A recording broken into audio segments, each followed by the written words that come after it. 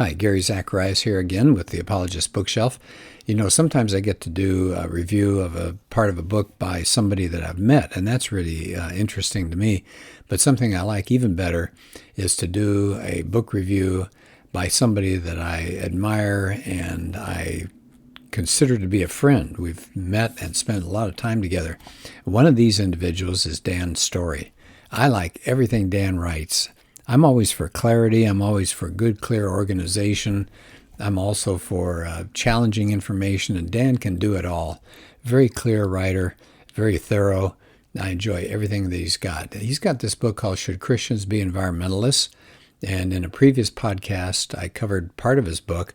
I want to look at another section today. It's called Are Christians Responsible for the Environmental Crisis? This is chapter 2 from his book. And he starts off by giving some examples of how the environmental movement these days, at least the non-Christian portion of it, points to Christianity and says, there's your problem. That's why we're in the mess we're in as far as environmental concerns go. He says that some of them say there's Christian arrogance toward nature and that we think we've got our act all together here, and that other non-Christian religions actually were more ethical. They treated nature better. Now, he's got quotations about that. Here's one of the quotes that just gives you kind of an idea of the antagonism that's out there. This is Donald Worster in A History of Ecology called Nature's Economy. He stated, Christianity has maintained a calculated indifference, if not antagonism, toward nature. The Good Shepherd, the heroic benefactor of man, has almost never been concerned with leading his flock to a broad reverence for life. Ouch. Okay, so he goes on and on. Here's somebody else. The traditional Christian approach to nature has been a major contributing factor to ecological destruction. Wow.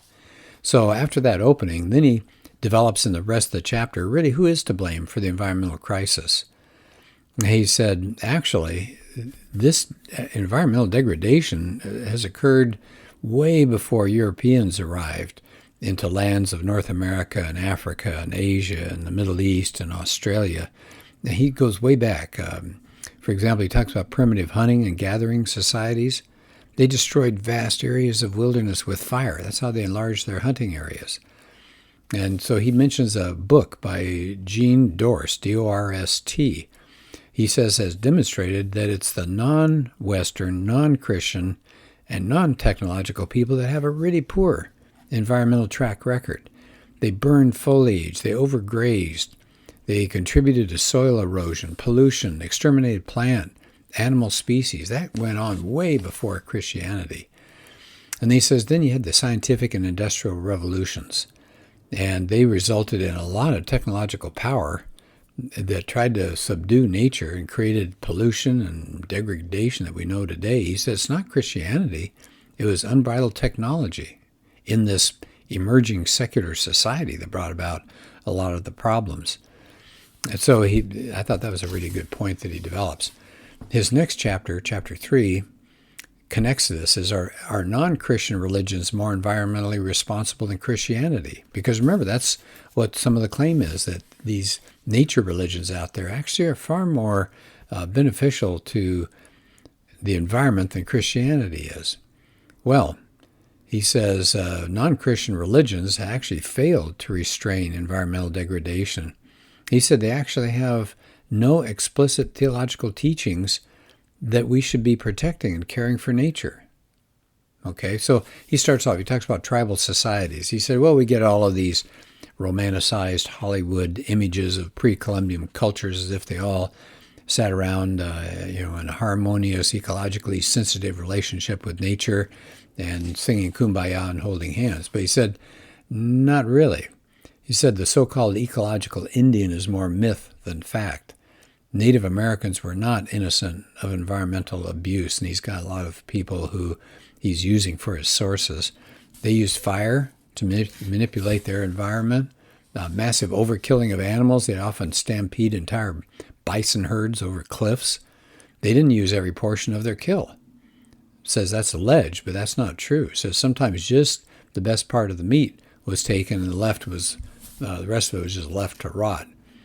Then he turns his attention to pre-Christian tribal cultures.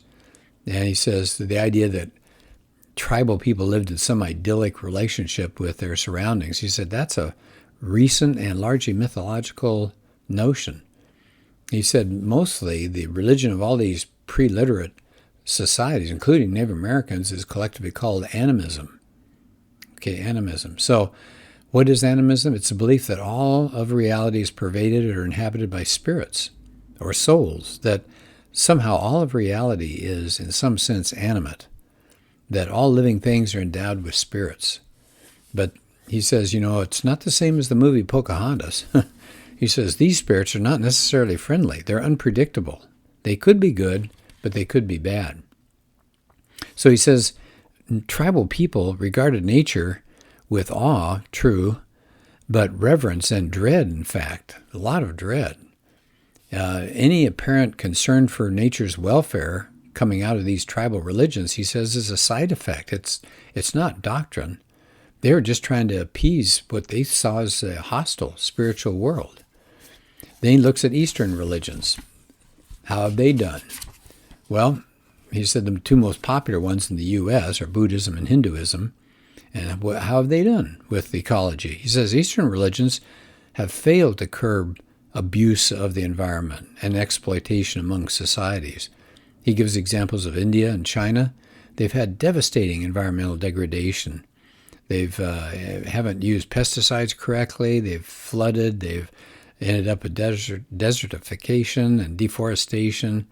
All sorts of acres of wildlife habitats have been destroyed. He goes on and on. And he says any ecology that is showing up in Eastern religions has really not resulted in any serious effort to control damaging the environment or to promote environmental stewardship. And he says Eastern religions subscribe to something called pantheism, that God is pretty much an impersonal substance that incorporates and encompasses everything, all of reality. God is everything, and everything is God. You got pan, all, and theism. So God's everything. Well, this pantheistic God didn't personally create life on earth, so there's no reason for it to have any interest in nature's welfare or the people, right? Does that make sense? It does to me. Many pantheists believe that if something appears to exist independent of God, it must be an illusion. Well, if that's the case, if nature is out there and it's an illusion, why would you bother to care for it? He talks about the Buddhists having their eightfold path. It's a course of self-improvement that eventually the hope is to lead you to nirvana, which is an extinction of your desires. Trouble is, it extinguishes you as well. Says the ecological attraction of that philosophy is that it's the opposite of consumption, right? The Buddha is teaching people don't crave anything. Well, it sounds good, doesn't it?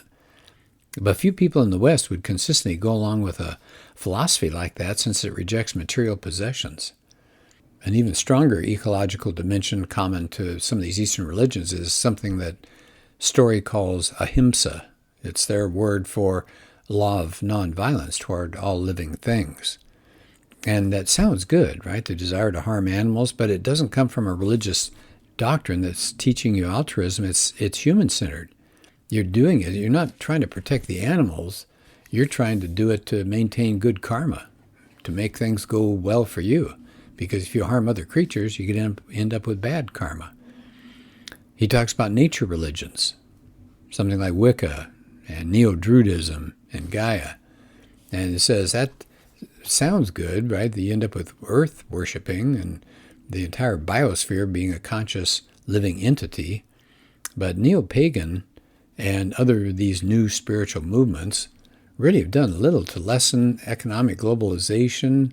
And so it says despite it sounding good, it hasn't really changed human behavior as far as reining in the damage to the environment. Story says he thinks that not only have neo-pagans and other nature religions failed to stop environmental abuse, but he said that they're actually an impediment. They're in the way. Well, how is that?